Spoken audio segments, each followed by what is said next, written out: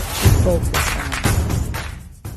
Hello, everyone, and welcome back to the Lady K Chat Podcast. You are here with your favorite host, Lady K. And if you are tuning in for the first time, you need to know I am the one that speaks that fire truth. I don't hold my tongue back, but I do it with love because love is needed, love is necessary. And I thank you for joining me this Tuesday at 6 p.m. Eastern Standard Time. Today, we are talking to the divorcees. It's such a need out there. There's so many hurt people out there. But before I even go any further, I would love everyone to help my special guest today. Just welcome him to the podcast. This is his first visit, Mr. Carl Serrette. He is the life coach for men, and that's a life coaching with Carl, correct? Yes. Thank you, Carl. Welcome to the show. Thank you, my sister. Thank you for inviting me. I appreciate it. You are welcome, Carl. We was having a dynamic conversation offline, and I had to bring it online. I really feel like there's a need to speak to the divorcees. It's hard to get into the dating game again, but we already know before you can get back into the dating game, healing has to take place, right? So I say, I'm going to tell everybody my story just real quick. When I first got divorced, I took 2 years, and I'm going to call it solitude because it was solitude. It was solitude with the Lord. I took 2 years just for myself, just to get myself on the right track, get my mind right, and try to separate myself because I've been with this man for a certain amount of time. And we already know sometimes that's hard, even though you and the person may not click together, but you can start to miss certain pieces of them because you got so used to being with them. So for me, it took me 2 years just to get to that point to say, you know what, I'm ready again because I have did my healing. But I have to say, just because it took me 2 years does not mean it's going to take you 2 years. Everybody healing process is different. So Carl, I would love for you to share your story about how long it took you to heal, once life after divorce. I appreciate that. Yeah, I was married 20 years and with this individual for 22. So that was the bulk, almost half my life at that point in time.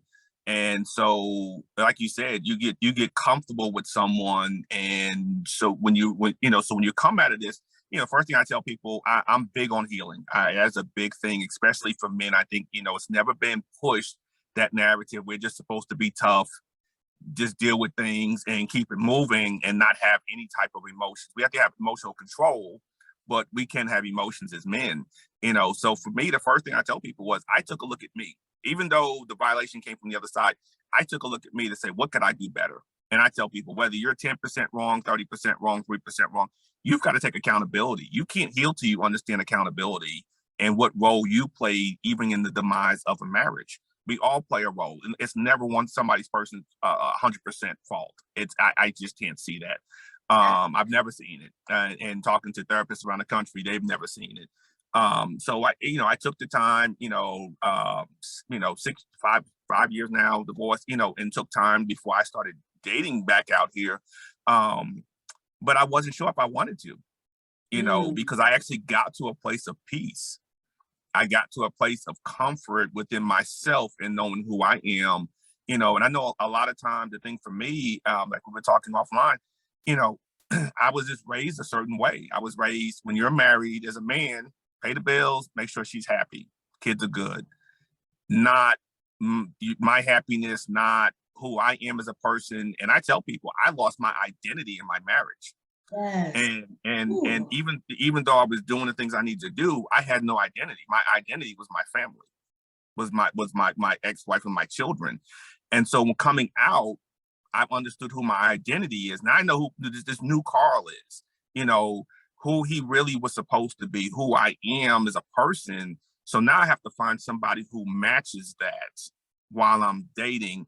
And again, we go, but you've got to be at a place where you forgive that person, you forgive yourself, whether it's forgiving yourself for staying too long, forgiving yourself for allowing the disrespect, whatever the case may be. You still got to forgive yourself for that to go forward, because what you don't want to do is you don't want to date your old spouse in a new body. Right. And so many people do that. They're looking for the same thing, and they don't realize it because they have not really fully healed and moved on from their ex-spouse.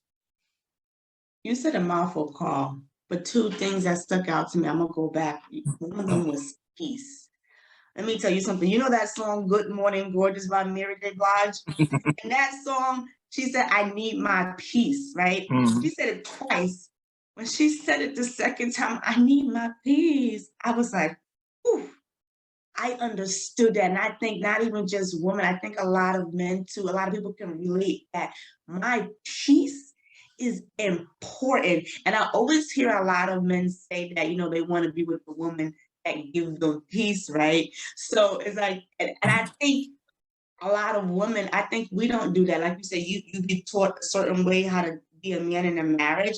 We're just taught like, oh, you give to your husband, you give, and no, not in the men, but we are taught to give, right? You guys are taught to provide, but there is the middleman of the peace to it. Mhm. There have to be that line, like you said, the boundaries, and I think we don't set them because of the false teaching that we was taught. But through the experience, it cultivate. Okay, I am this person. Well, like you said, who am I? I lost myself in my marriage too because I was just the wife and the mom, and I'm like, it was crazy. I really had to get back to me, which made me go back to where's my identity? Who is this person? And I have to tell you this sometimes, and it's challenging, but then the marriage, you can change. Or let me say this, you can evolve. People evolve. The person that you got with in the beginning is not going to look like what it looks 20 years later. So I think one of the problems that happens in relationship is the stagnance. And sometimes we can always see that maybe one partner may be ahead of the other partner, and that can cause problems too. So I understand sometimes when people are like, "Oh, I don't even know if I want to get back into another relationship." Because I said that to myself because let me tell you something, right now I'm at my peace. And I love Mhm. my peace because the moment you disturb my peace, I might have, no, I'm not, I will say bye-bye because you will not. So it's like we have to have a common ground of respecting each other's peace and respecting each other's identity. Yes, yes. And you said something about evolving. And there's actually a clinical study out there that says, within a marriage, well, everybody as a person should evolve, and most do every 3 to 5 years. So imagine being married to somebody 10, 15, 20, 30, 40 years.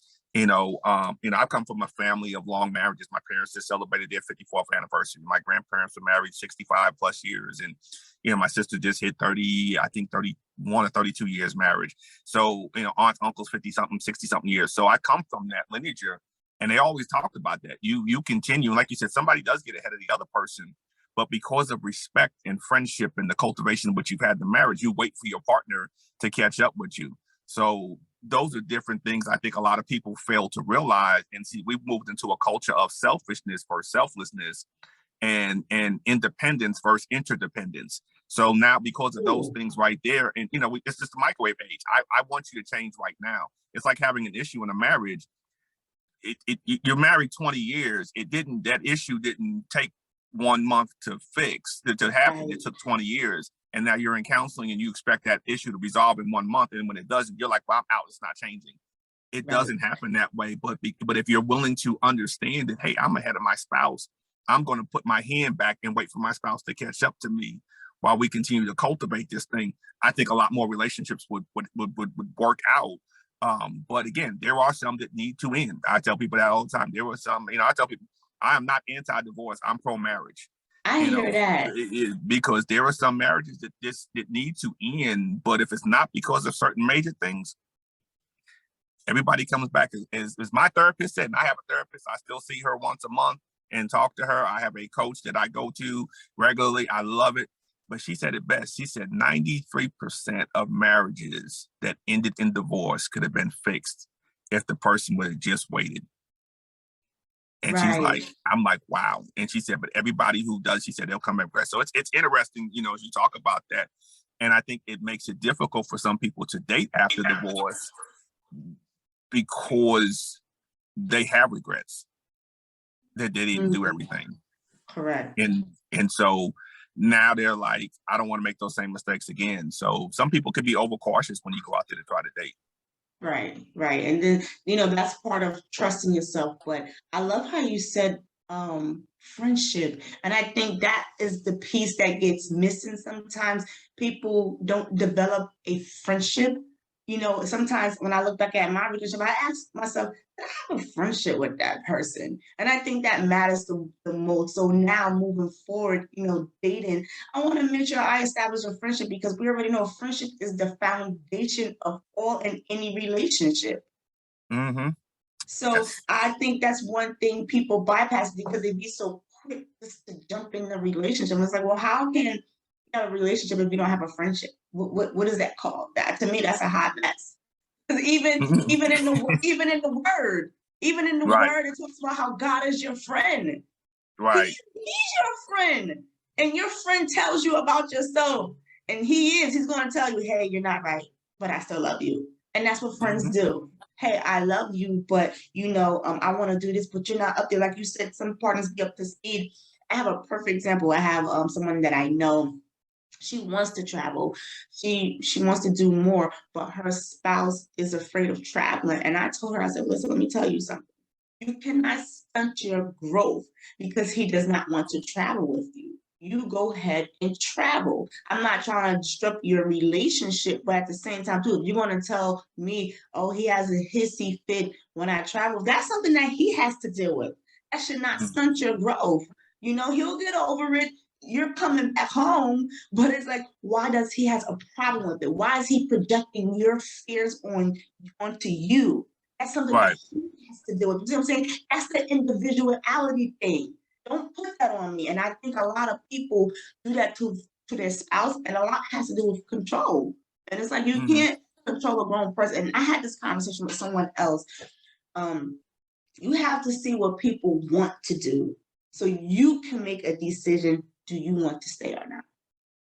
Right. Watch them because like you said in the beginning, Carl, people will say certain stuff, you know, in the beginning they put on the front, right, or who they are. That's cool. I'm happy everything you just told me. Now I'm gonna watch you.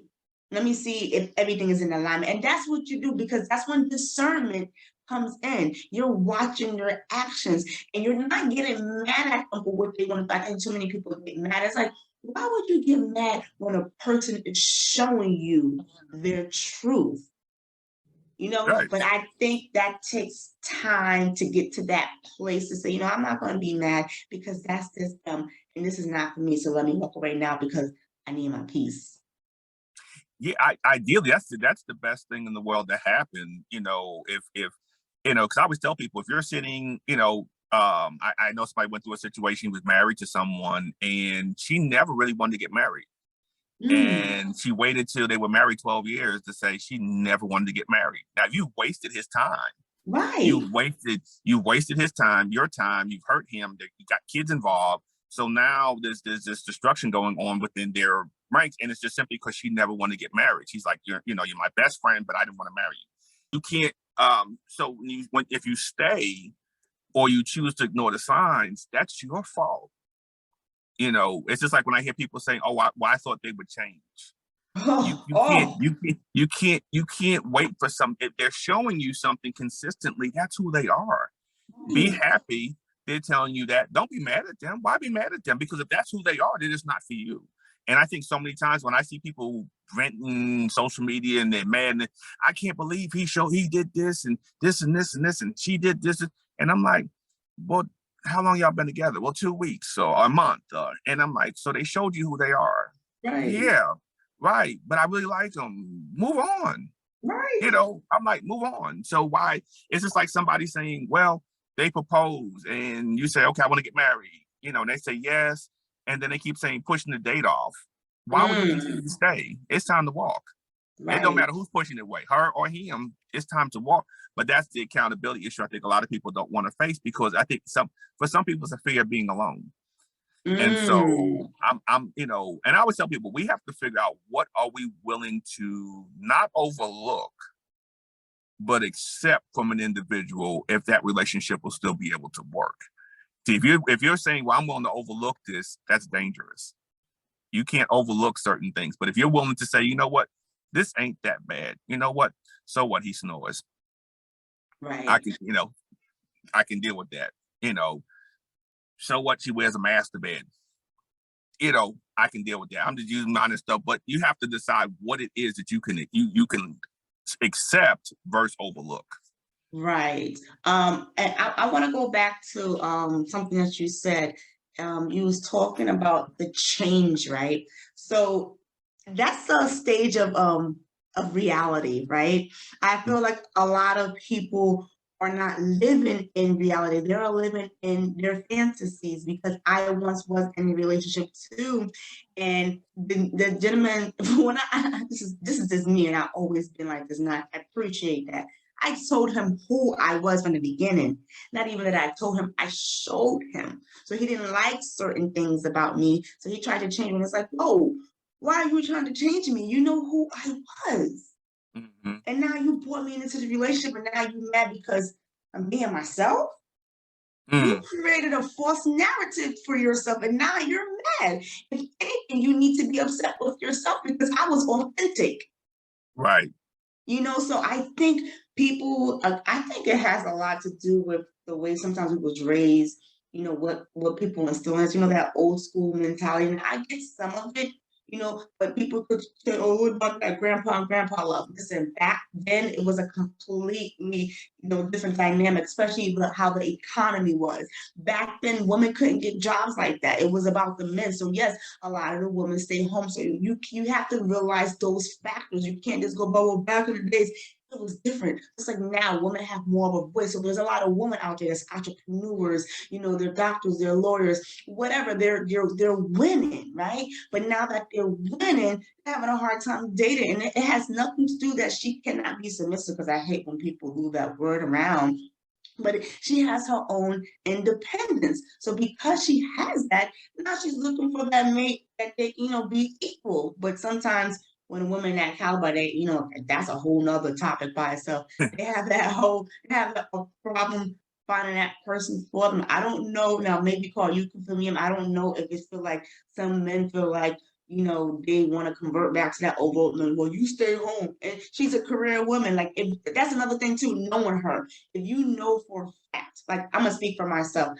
I am a career woman. I love my kids, I really do, but I am a career woman. I'm on a mission. I have a purpose. If you're dating a woman with purpose, you should not be like, oh, you should stay home. I'm not staying home.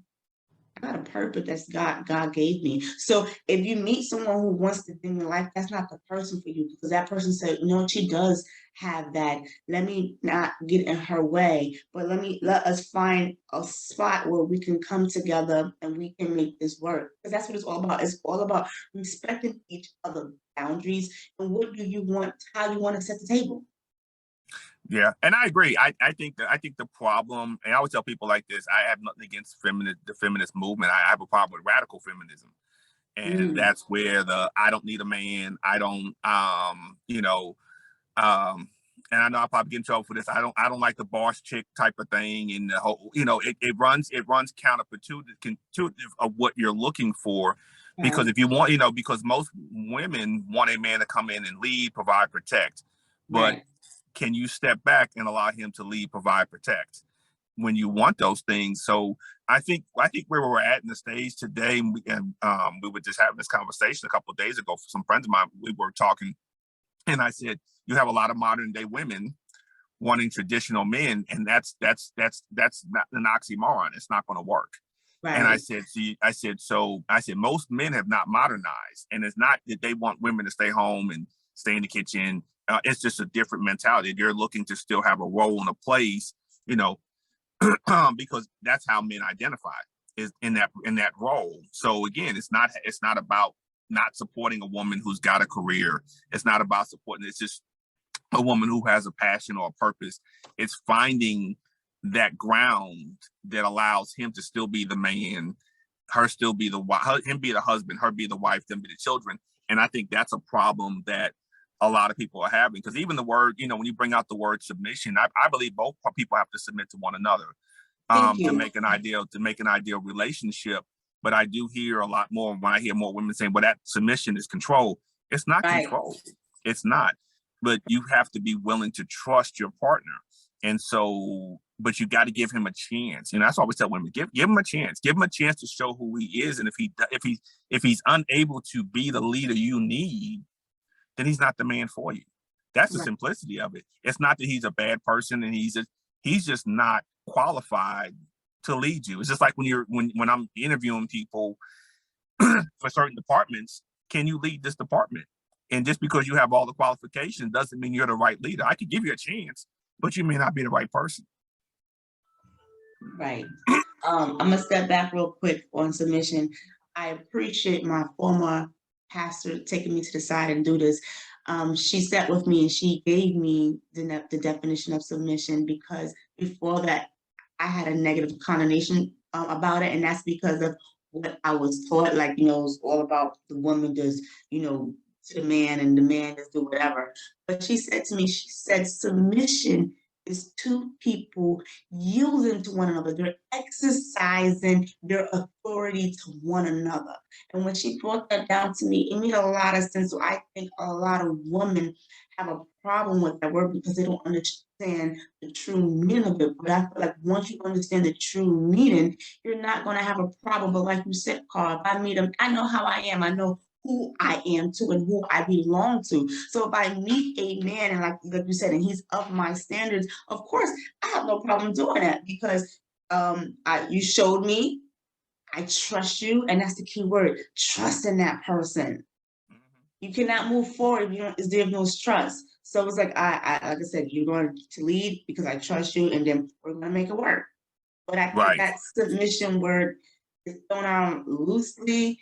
And I have to bring this in too, right? Because I have to talk about it, because, when people learn new words, it is like to toss it around. Just like when people saying, oh, I marry a narcissist. Perfect example. The other day, I hate that word. Let me tell you something. I was in a chat the other day, and the woman was explaining to how her spouse was, doing certain things.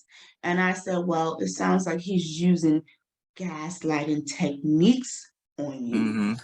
And I feel like I used the proper wording. Somebody else, I'm like, oh, he sounds like a narcissist. First of all, a person that has NPD and a person who has narcissistic traits, two different people. A lot of us have narcissistic traits. We don't know that. But NPD, you need to be classified by a psychiatrist to see if you actually fall in that. So I had to put that out there, because I'm so tired of people using that word loosely.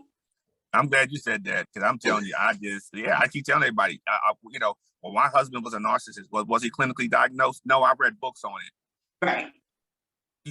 Okay, I read books on everything too. So what? Okay, don't make me. I can't be president of the United States because I read a book about presidents. I mean, but I think that's one of the biggest things. You hit the nail on the head on that. I despise the word, and I said it too. All of us have narcissistic traits, and right. I believe it's Timothy 3:1, might be 3:1, that actually talks about how people be lovers of themselves and all the different things you go through. That really describes a narcissist. And people really go read the scripture, but then when you really look at it, all of us have certain, if you go through 3, I think it's 3:1 through 3, and you start looking, you're going to find yourself in some of that passage of scriptures. So we need to be careful when we start labeling people something, but it becomes an easy way to, an easy out. And I feel like some narcissists label other people narcissists because they're a narcissist. But I mean, that's just me looking at it. So. Right, and because they know how to play the game, they know how to play the field, they're master manipulators. But you know what? I'm gonna show this real quick. I actually experienced two, and I experienced, one was a covert, and I forgot the other terminology for the other one. But you know what? When I asked God, why am I going through this? Why am I in this situation? And then real quick, I received, confirmation. Like, listen, you can't drown yourself in why. It's the part that now you are educated, you know what it looks like, you know what it smells like. That's the part that people got to get into. So even if you have not experienced one, whatever type of person that you've been through anything, you need to look at it, this is an experience. I know what I'm looking for. I know what I don't want. I know who you are, and then I know how to speak to you. And then I'm going to act accordingly. And I think that's the Absolutely. key people that miss acting accordingly. And you don't have to put on a show. You can just, just be you, but just set yourself up and protect you. Mm-hmm. Yep. Because I think the number is like 3.8% of people actually clinically diagnosed as narcissists in the world. Right. That's nobody. That's nowhere near the 600 narcissist comments that get posted every day that this person is a narcissist. Right, so exactly. if we lived in a full narcissistic society, we would be in trouble. If we had that many narcissists out there. So, and this is why we got to be covered. Okay, that's all I gotta say. We got to be covered up. This is why you got to put on the armor of God. Because it's crazy out here in the world. Dating is not easy, but I'm a person who love love. I believe in love. I believe, you can make it work again. And I think we talked about this too. We talked about vetting. And I think vetting a person is very important. But before you can vet someone, you need to know what you want and you need to know who you are. And I think people miss those steps.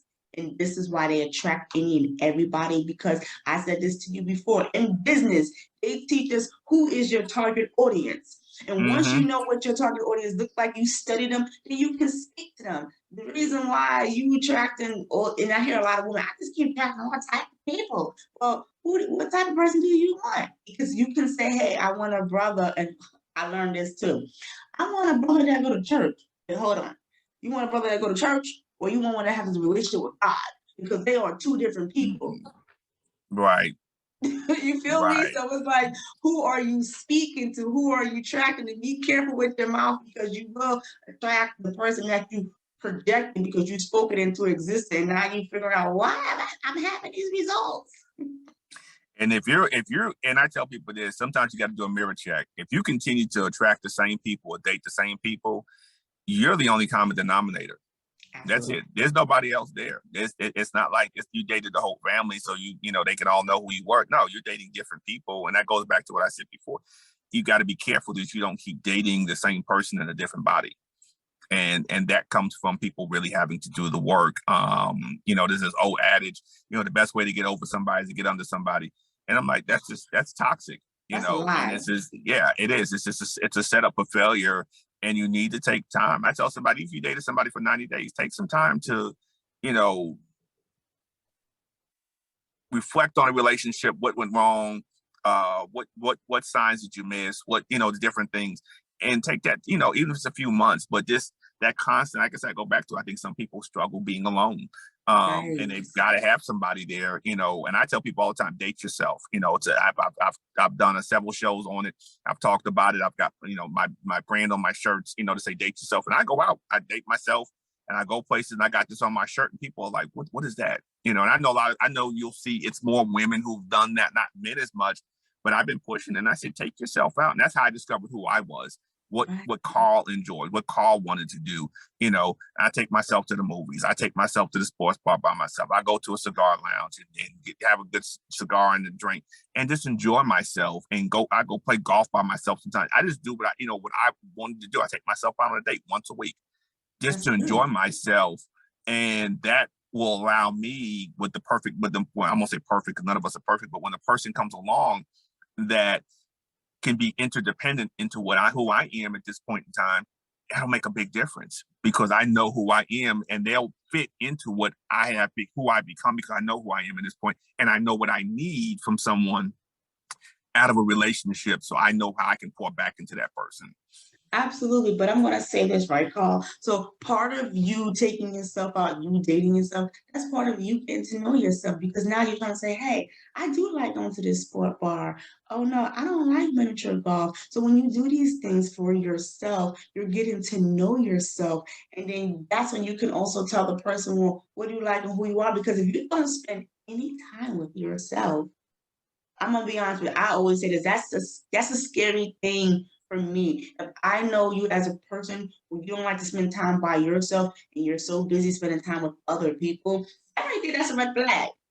Mm-hmm. That is a red flag, because it's like, what are you avoiding? And then what you are doing is you're making those other people your life, and you don't even know who you are. But I know there's a lot of people who fall into that category. They don't even know who they are. They out there, they're searching and they lost, and it's okay for you to be in that space. But I'm gonna tell you, don't go on date, because you just go and mess up somebody's whole vibe because you don't even know who you are.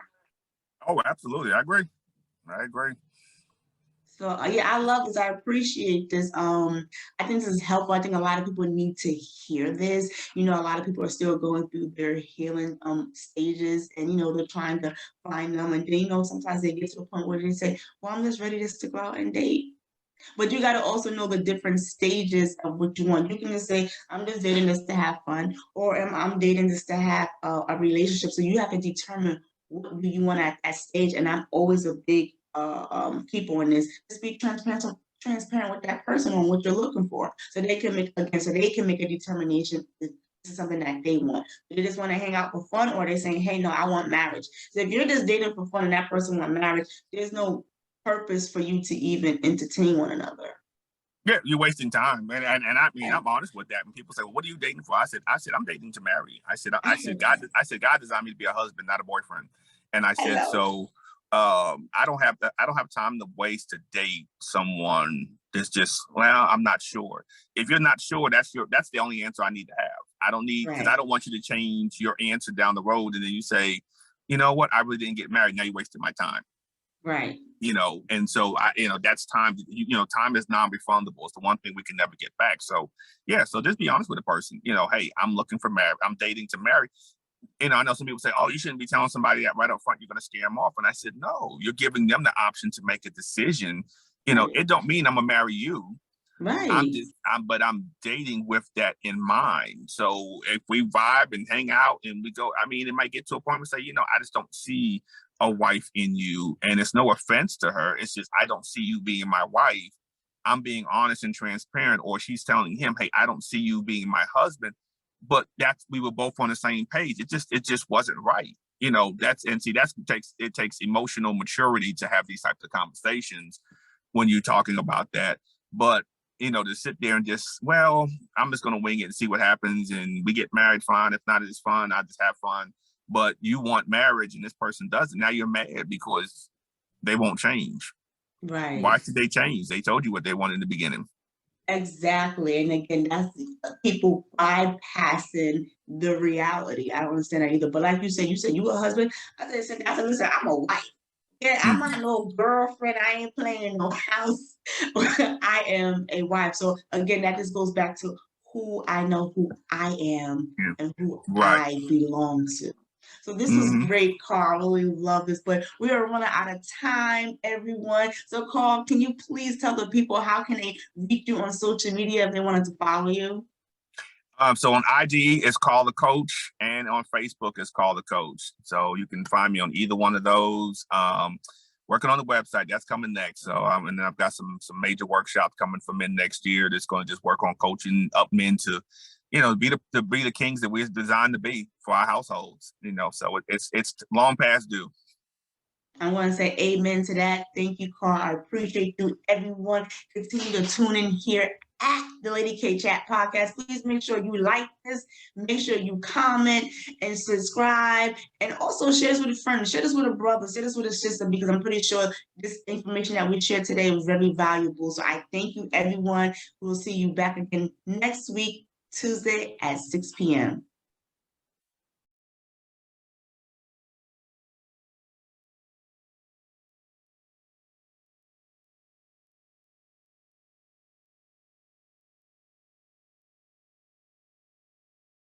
Lady K.